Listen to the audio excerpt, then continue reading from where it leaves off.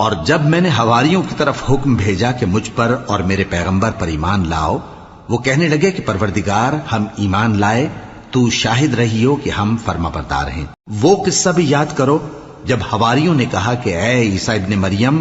کیا آپ کا پروردگار ایسا کر سکتا ہے کہ ہم پر آسمان سے کھانے کا خوان نازل کرے؟ فرمایا،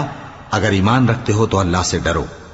وہ بولے کہ ہماری یہ خواہش ہے کہ ہم اس میں سے کھائیں اور ہمارے دل تسلی پائیں اور ہم جان لیں کہ آپ نے ہم سے سچ کہا ہے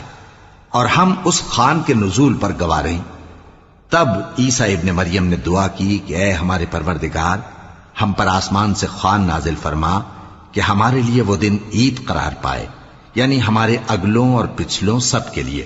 اور وہ تیری طرف سے نشانی ہو، اور ہمیں رزق دے اور تو بہترین رزق دینے والا ہے۔ اللہ نے فرمایا، میں تم پر ضرور خوان نازل فرماؤں گا، مگر جو اس کے بعد تم میں سے کفر کرے گا اسے ایسا عذاب دوں گا کہ اہل عالم میں کسی کو ایسا عذاب نہ دوں گا۔